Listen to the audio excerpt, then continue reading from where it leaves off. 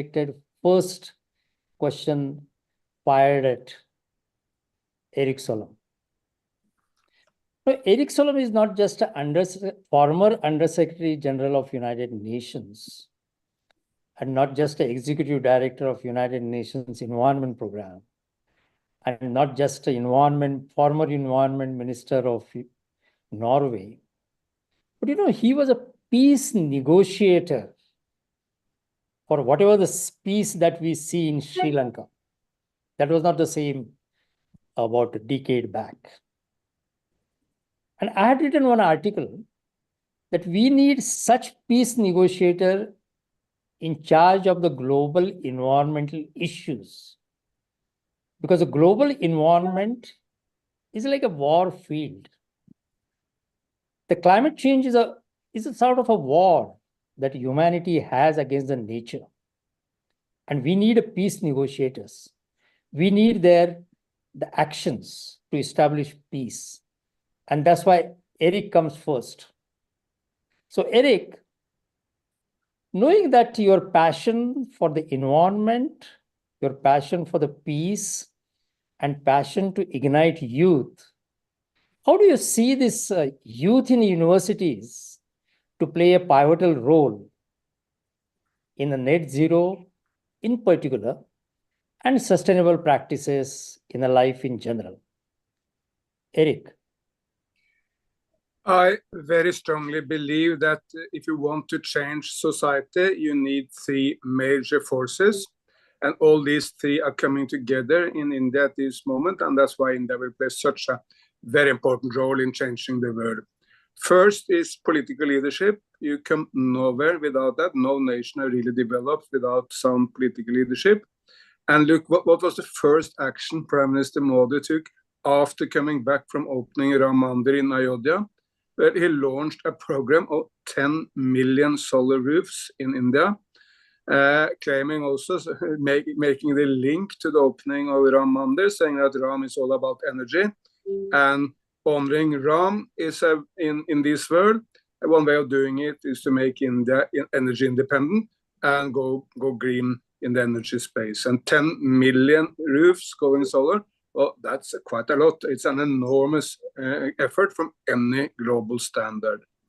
Second, you need business, and I've seen so many extraordinary efforts by business during this visit. Let me just mention that in Omkareshwar in Madhya Pradesh, India is now building the largest floating solar in the world, done by companies like L&T and Hartex Solar and others.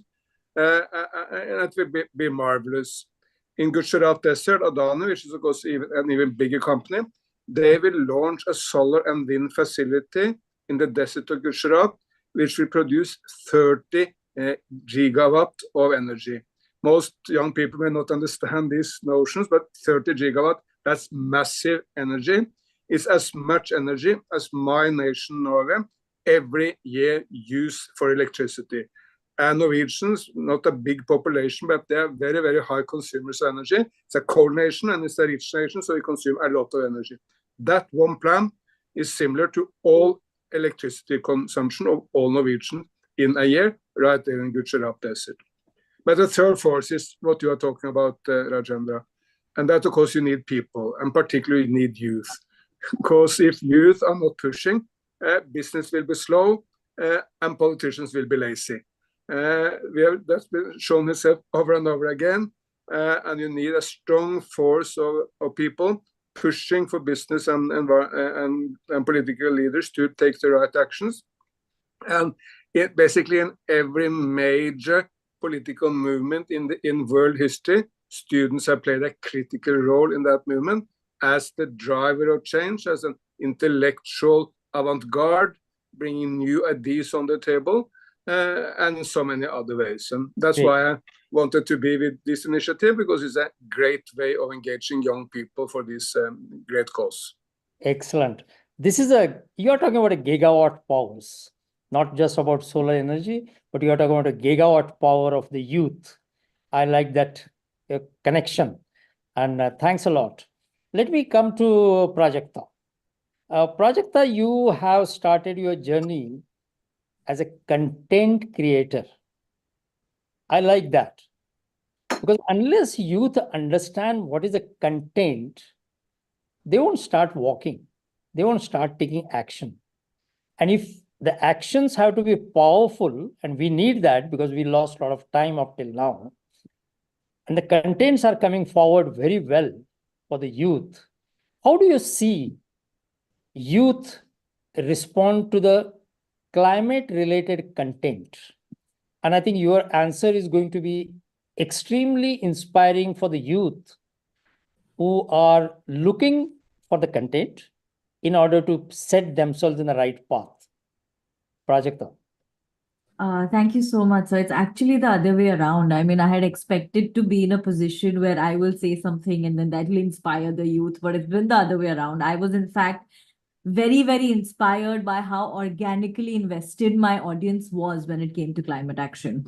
I remember when I started talking about climate action and I tied up with UNDP, I was so scared because, in all honesty, I had not done enough work to even have the authority to hold the title of being a UNDP Youth Climate Champion. I remember telling them, I said, I don't know what I will do. I mean, there are people who are doing more work. Maybe, you should go and work with them. But what I realized was after that is that my audience has been more invested in it than I was way before. So that kind of became how I got inspired to keep talking about it. Having said that, very rightfully, as you mentioned at the top of this conversation, that India right now has the biggest, most invested population of young people who actually care about climate action beyond just sharing a tweet or reposting a story.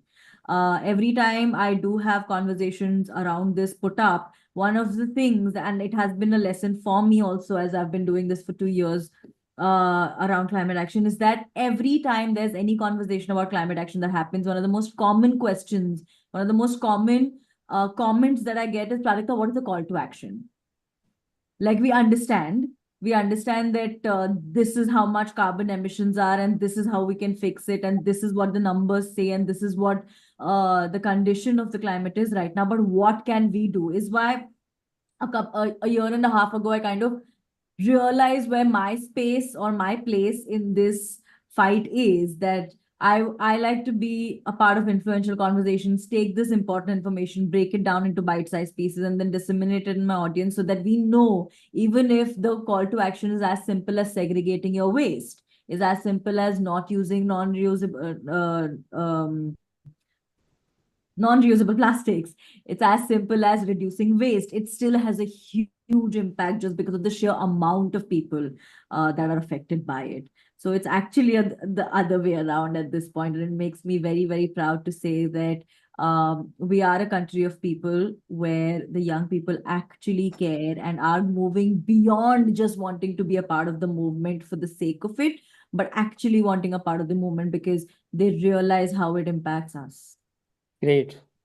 Thank you, Prajakta. Quite revealing.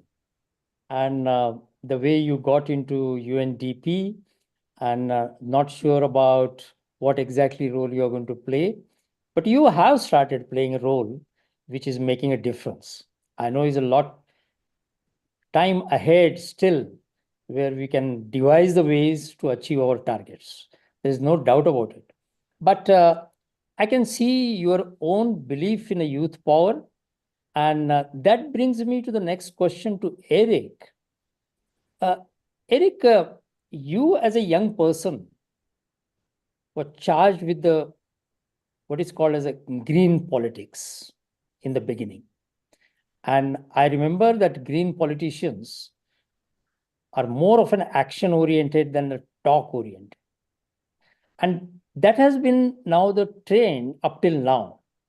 And my question is, why youth up till now have not able to tackle some of the problems like climate change or even others you may be knowing of?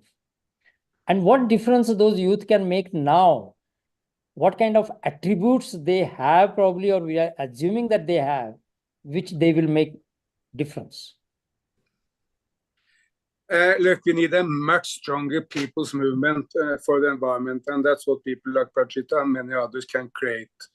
Without a people's movement, nothing will happen. Again, as I said, then politicians will be lazy and business will just look into the profits, not to how they can contribute to a better world. So we need a strong movement. How to create that? I think it's time for the environment movement to change course. We have been trying to scare people into action. Don't really work.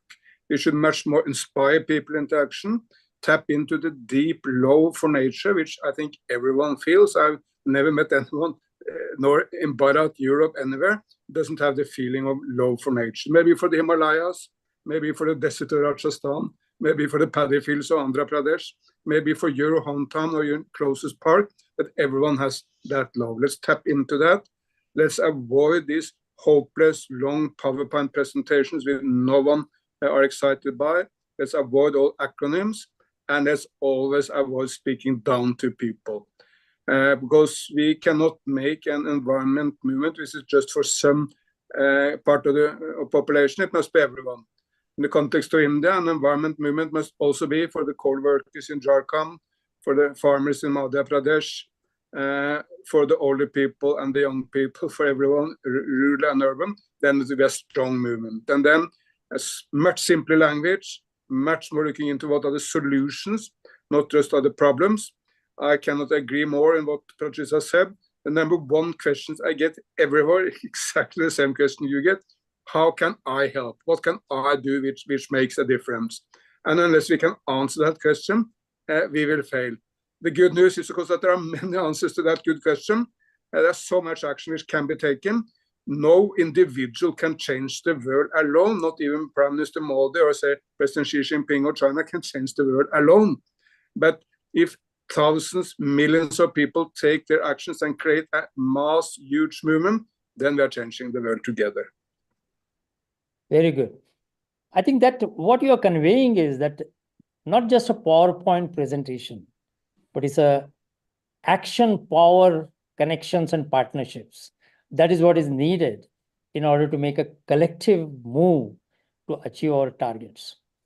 And fortunately now, as compared to my era or even Eric's era, we have something called as a digital technology available now. And that's where the Prajakta comes in a picture. And that's why the next question to Prajakta is, to what extent you feel that the social media or the digital technology can really trigger or ignite action for the climate change?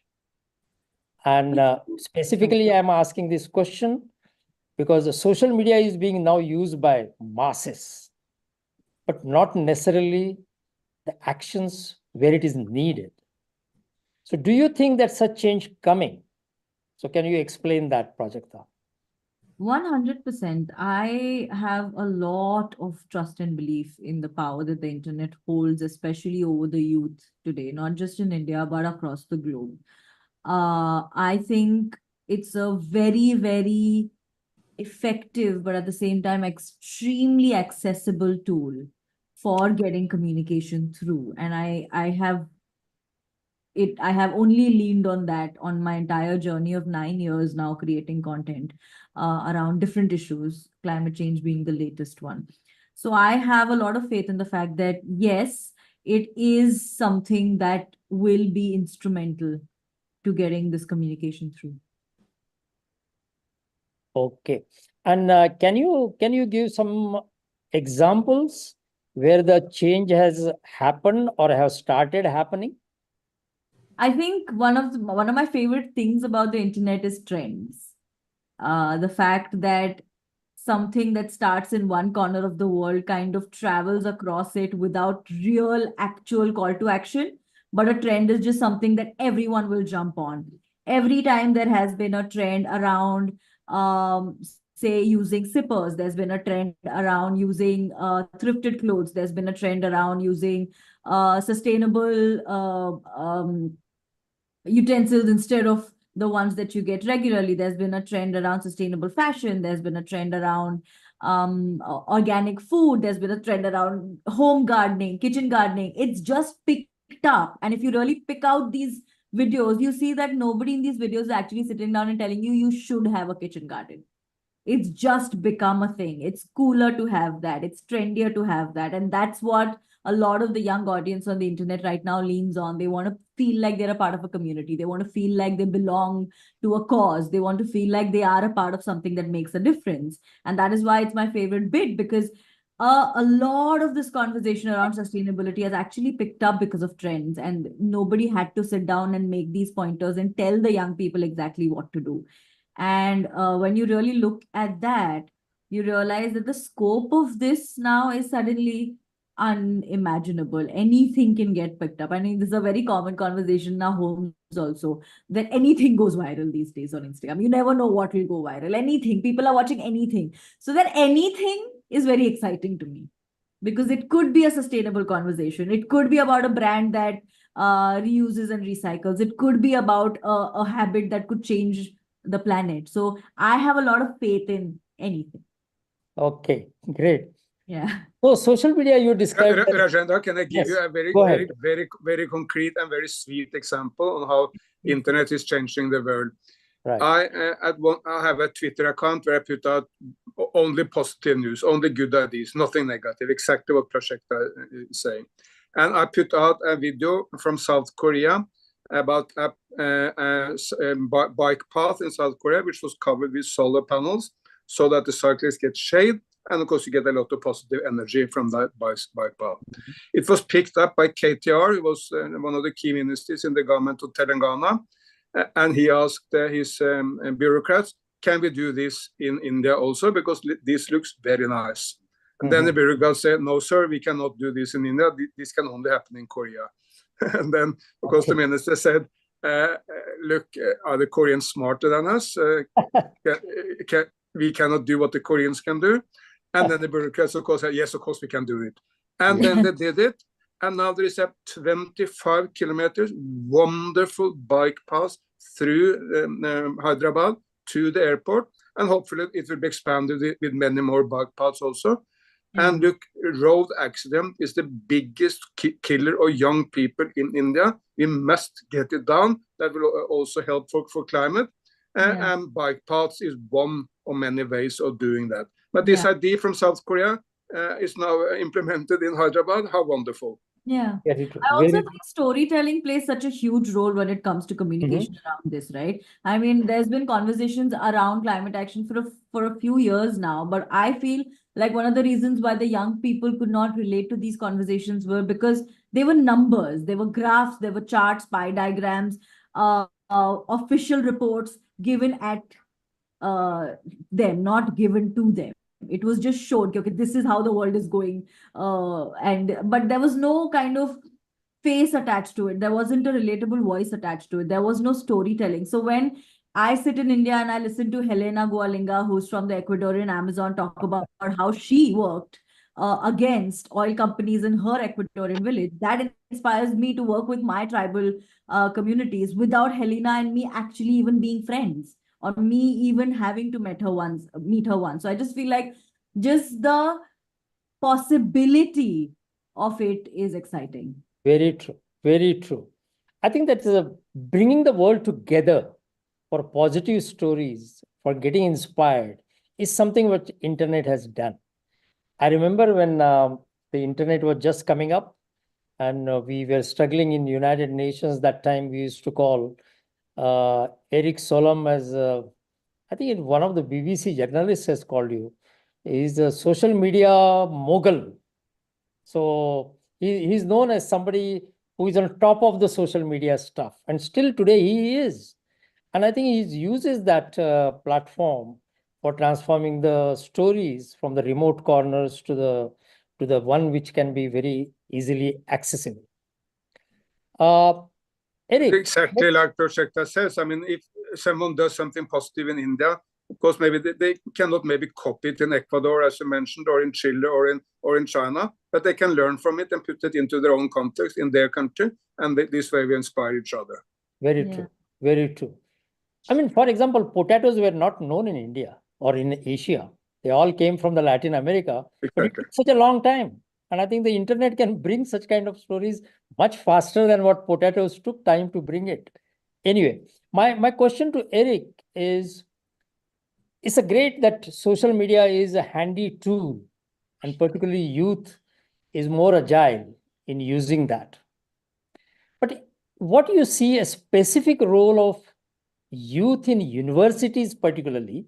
I'm talking about an age group of 18 to 24.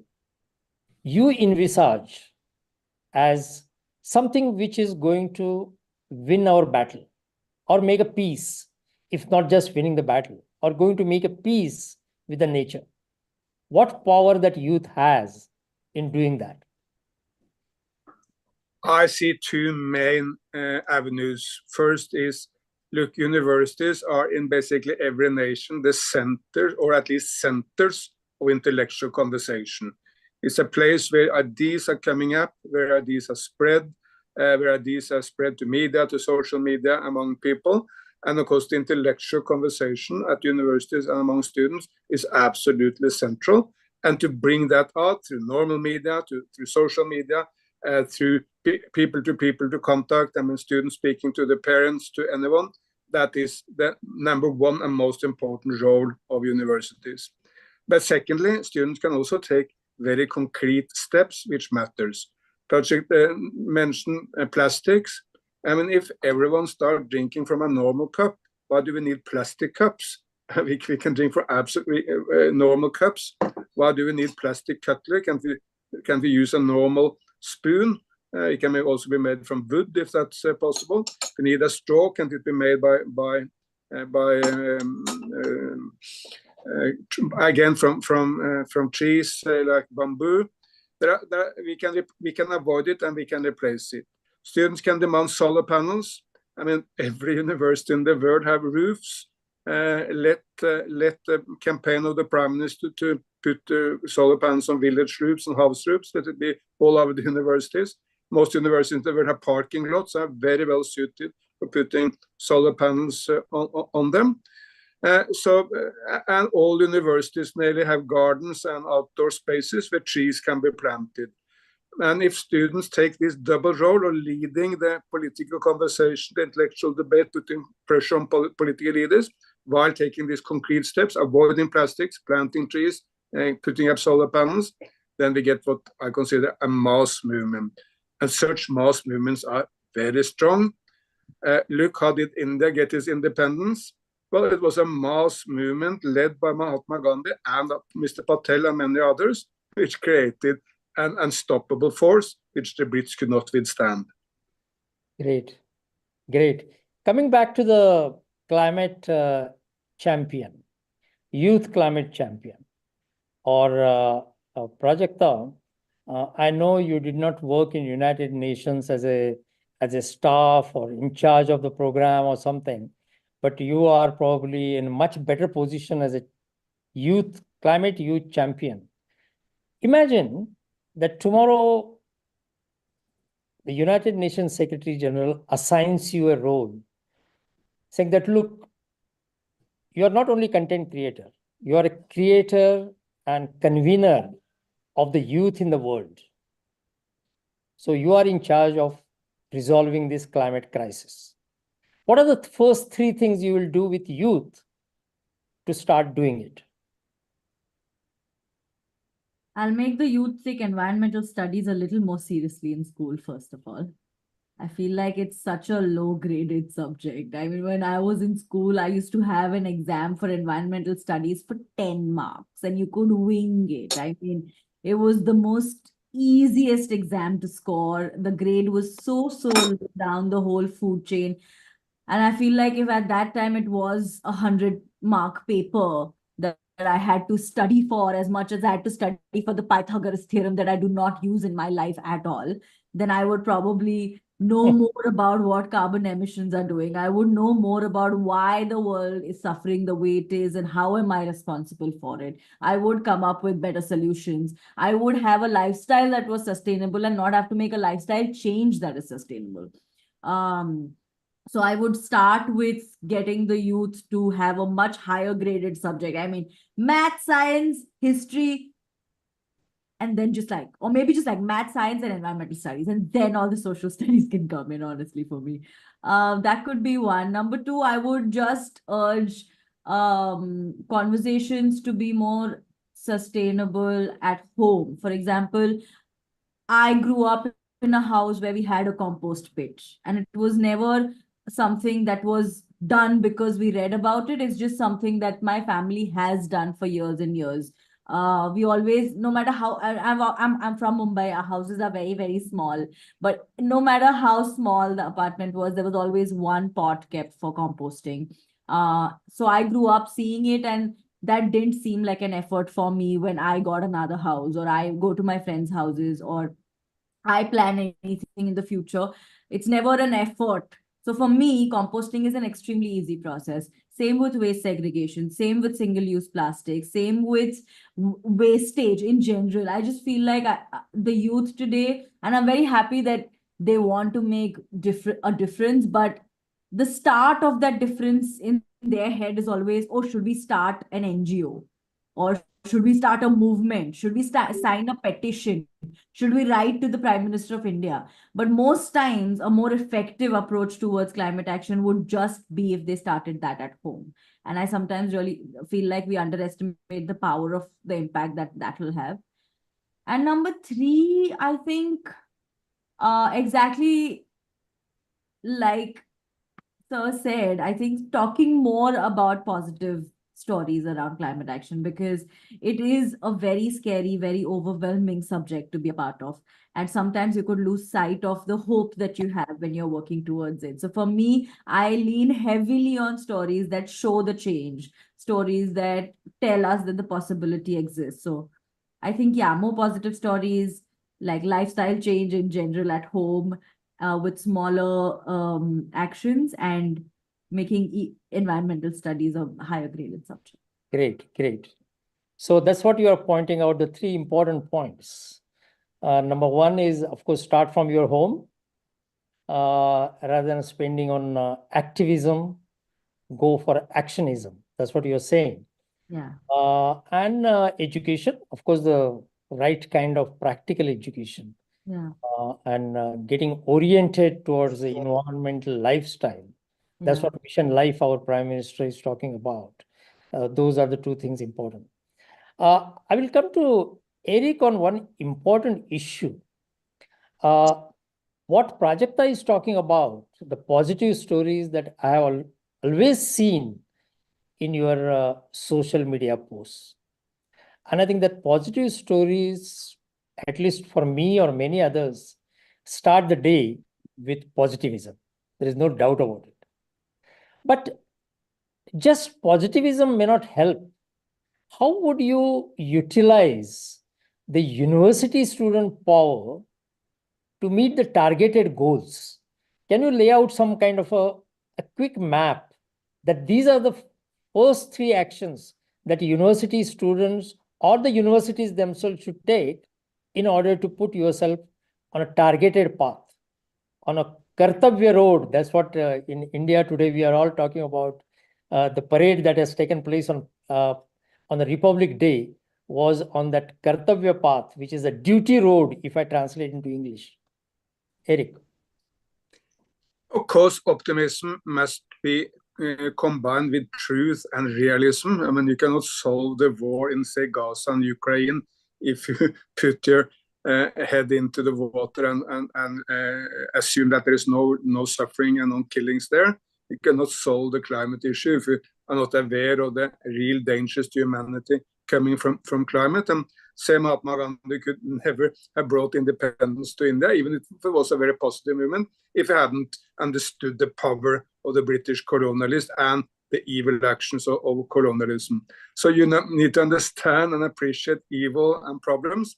But on that basis, I mean, the role of youth, of civil society, politicians is to find a way out of the problems, to put up the light, to show the sun rather than all the clouds. And on that basis, there's so much to be done. And of course, the core issues for climate, number one is energy. We need to completely turn around our energy system and base them on solar and wind and hydropower rather than on oil and gas. But India, fortunately, is in the midst of that transformation. China is moving even faster. The transformation in China is absolutely unbelievable. They're putting up new solar panels by the day. But India will be the second major solar power in the world. And sorry to say, United States and Europe, we are behind Asia in this area. Second, transport need to change. We need public transport. We need biking. We need walking, and we need electric cars. But again, there is progress. 10 years ago, there was only one metro in entire Bharat. That was in New Delhi. And at the time, it was a very small metro. Now, the Delhi metro is one of the biggest in the world. And I'm just outside my hotel here. I can see the expanding the metro network in Delhi. How wonderful. And more important, that 25 cities in India are now constructing metros. Many of them are not in tunnels, but are elevated up in the air. But that doesn't matter. But again, we make a much more environment friendly, but also much more people centric system for transport in the major Indian cities. And lastly, we need a new way of caring for Mother Earth, caring for animals, caring for forest, for life. And again, India has a big advantage here because Indian thought is coming out of a respect for nature, which basically is even more so here than any other place. I mean, I very often mention the fact that India is the only place where nature has been made God. What is Hanuman? Half monkey, half human. What's Ganesh? Half elephant, half human. Can there be any more wonderful way of showing the respect for nature that you make animals and humans jointly the kings or the gods? And the very old Vedas, they're full of nature, such respect for nature, and we need to bring that thought back to modernity. Not that we should remain poor and non-developed, just that we should care for the environment in our new conditions. So these are the three, in my view: energy, transport, and nature. Thank you. Thank you, Eric. You put one more dimension to it, that whole this issue of climate change is not human-centric. I think it involves other animals as well. And I think it's important that we look at the whole ecosystem and not just a human-centered actions. Thank you for bringing that dimension into picture. I have the very last question to both of you, but not before requesting Ria to say what exactly the Chronicle for 2024 has been planned by Green Thayer Foundation to ignite the youth. And once she does that in about 5 to 7 minutes, I come back to the last question to both of you. And Ria, can you explain how that actionism, which Prajakta was talking about, that we have integrated into 2024, which can become sort of an ascending momentum after COP28 and not just sustain the moment? Ria.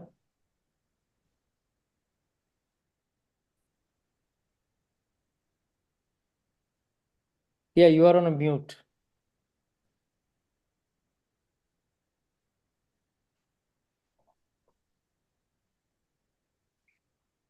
Yeah, you are there, yeah?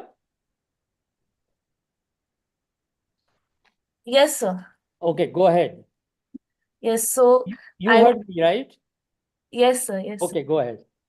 Yes, so was quite an insightful conversation. I would say that whoever was listening today might have got insights on how they can start climate action immediately.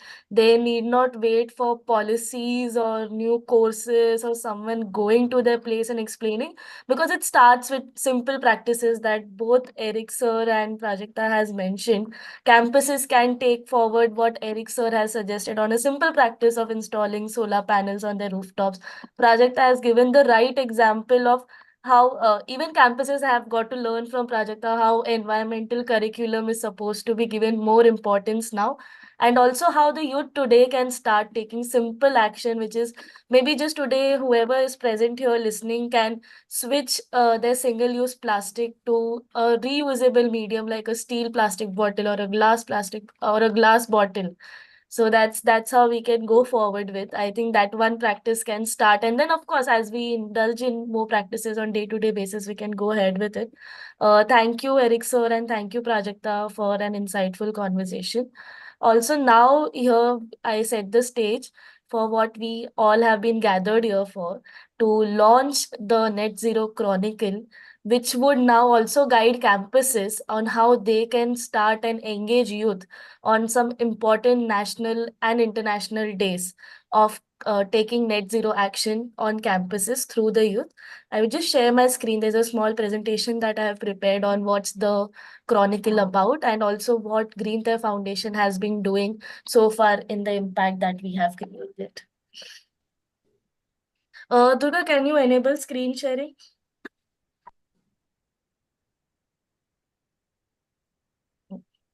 Please try now. Yeah.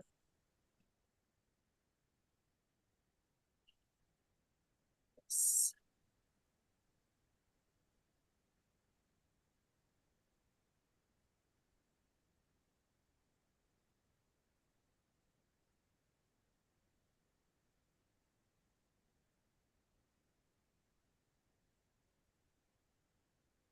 Yeah, great.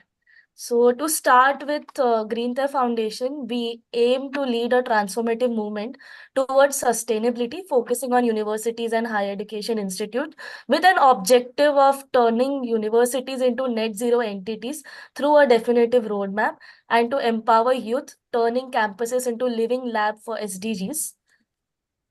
Talking about our flagship programs, we have two flagship programs as Smart Campus Cloud Network and U75 Net Zero Mission.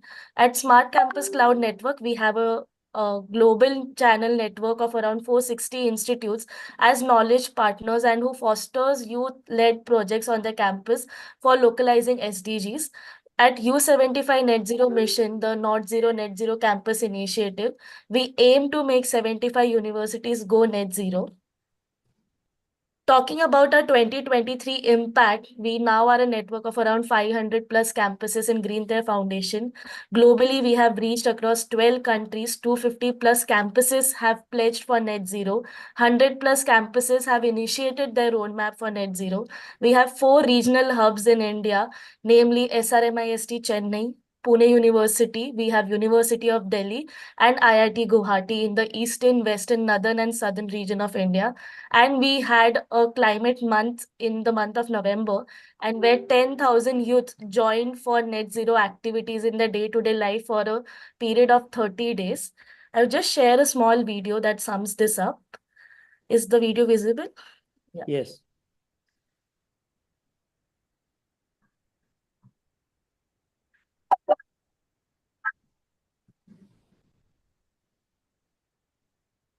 There is no background sound.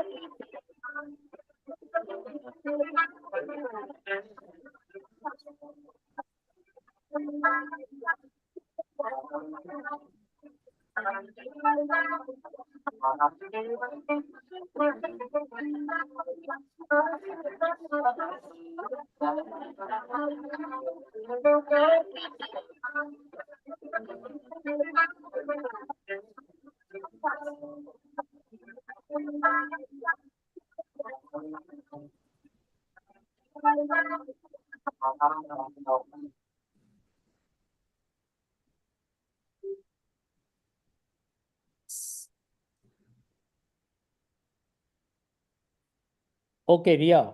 Yeah. So now we go towards, I think we have briefed up what Green Life Foundation is doing and what we have achieved in the past year. We move towards unveiling of the calendar or the chronicle, the Net Zero Chronicle for campuses. I will share my screen now.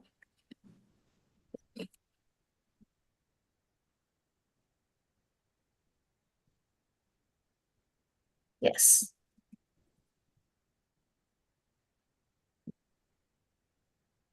So talking about the Chronicle, we call it as 3C for you, Chronicle for Climate Action in Campuses for Universities. The aim of this Chronicle is as it acts as a roadmap for campuses to set their timeline for net zero action. And the objective is to empower youth on campuses through a dedicated year-long journey of monthly activities aligned with environmental significance. The impact that this particular chronicle will bring on campuses definitely is, first, it would empower youth, because if the campus continuously facilitates certain events on a regular basis, students itself would take interest themselves volunteering into starting certain small net zero practices in their day-to-day lives. There would be monthly sustainability actions on campuses that would also be helping them take their roadmap towards net zero further.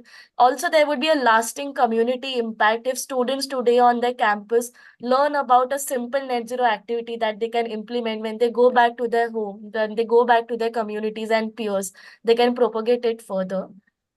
This is what we call as 3C for you, Chronicle for Climate Action in Campus of Universities.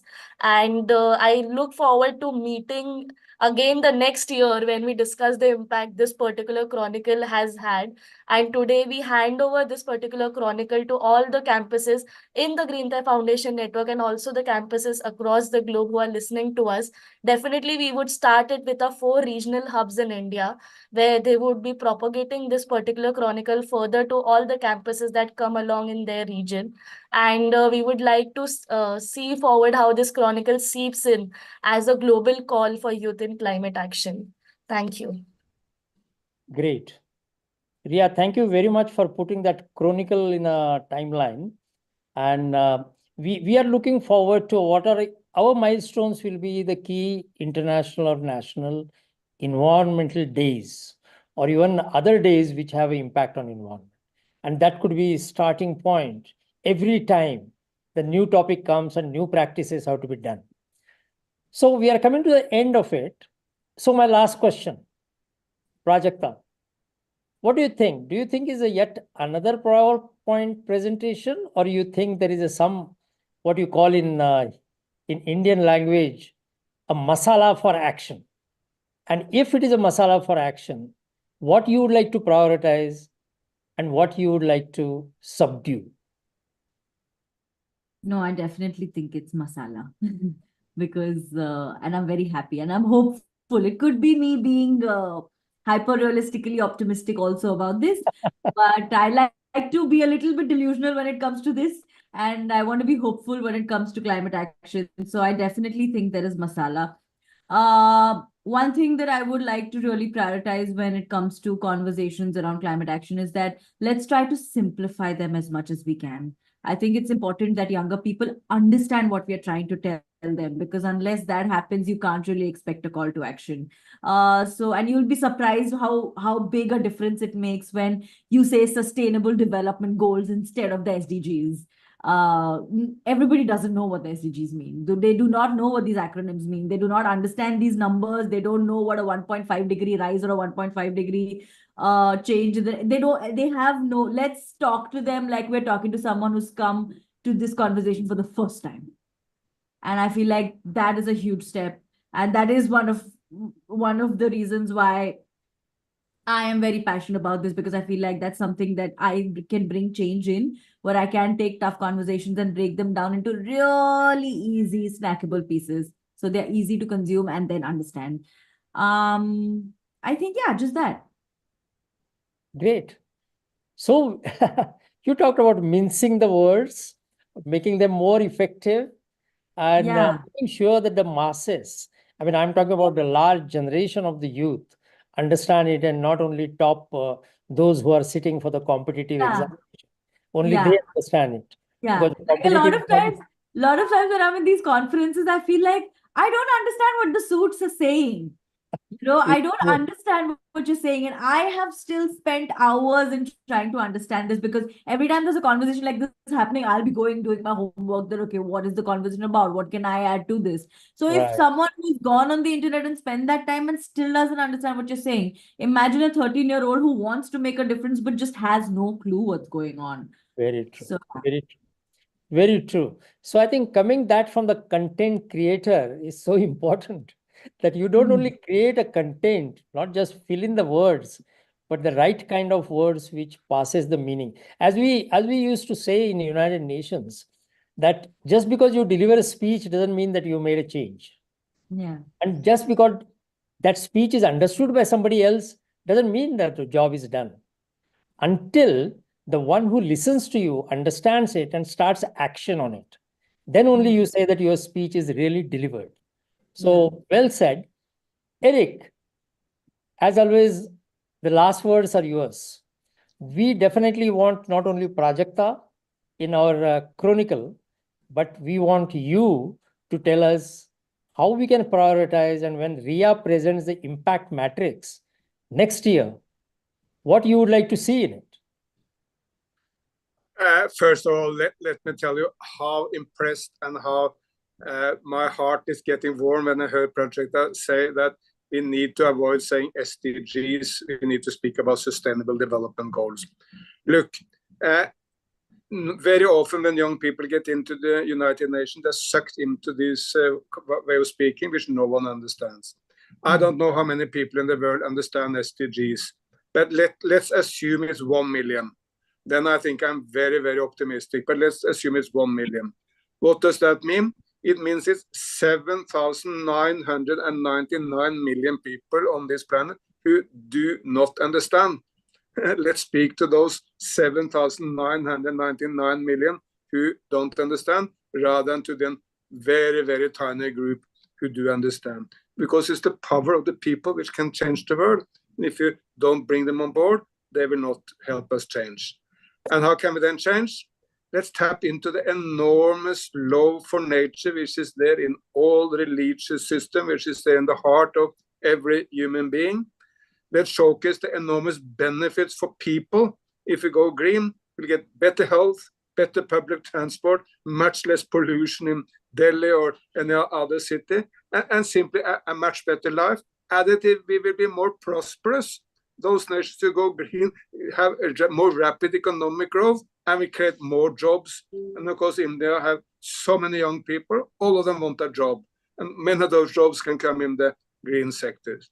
So if we create this positive masala, it will have an enormous impact on people, and will create the movement which will help change the world and make the world a better place for generations to come. Thank you. I think we are ending on a good notes, and I'm very pleased. Now the role is to Durga to just sum up and get going on an issue, and not. I hope you don't have yet another PowerPoint presentation, right? No, not at all, sir. Prajakta hates it, so don't say Prajakta that. hates it. Okay, and I hope I actually understood. Actually, it was very simple, so I understood this presentation. I think this one's fine. Okay, great. No, I just However, want to- if you could just excuse me before we move ahead, I have another call that I have to attend. So if you could just excuse me from this, that would be very helpful. Right. I just wanted to say that our another mentor, Honorable Prakash Javadekar, probably watching the video, because he was on an airport and traveling. I don't know if his plane landed and has he seeing it or no. But that's it. But Prajakta, thanks a lot. Thank you. And, Thank you so much. Thank you. It was so nice meeting everybody. Thank you, sir. Thank you so much. okay, Thank you for bye-bye. making me. Thank you. Bye. Thank you. Bye-bye. Happy Republic Day. Okay. Yes, thank you. Yes. Thank you. Durga, go ahead. Yes, so before starting the concluding remark, I would just first like to wish everyone Happy Republic Day, and would like to thank Eric sir and Madam Prajakta Kohli Not going more than what they said, some key takeaways from their speech was, no individual can bring a change alone, but action committed partnership can actually change the whole narrative, and it will further accelerate our action towards the net zero goal. The second thing today, Madam Prajakta Kohli, she mentioned that people follow trends, and there are some good trends, some bad trends, and we follow them blindly. So some trends that we should follow is lifestyle for environment, and it should be made a trend which can lead us towards the net zero. So that is the second thing. And the third is, I would like to say just one sentence from Swami Vivekananda, and I always give this example while concluding any event. It is in Sanskrit. It says Uttishta Jagrata Prapya Varani Bodhata, which means Utho, Jago or Dheya ki Prapti tak ruko mat. Arise awake and do not stop until the goal is reached. And that is what the youth needs. We must now start, rather than trying to understand what exactly people are talking in the suits, we need to just start acting and we need to reach our goal. That's it. Thank Thank you. you, sir. Thanks to all, Prajakta, Eric, and all the team of their respective team, and all others who are watching directly this as well as on our YouTube. And all I wish on this 75th India's Republic Day is that make this U75 campus really net zero and multiply this to 750 and then 7,500 and then 75,000 all over the world. Thank you very much. Namaste. Thank you to all.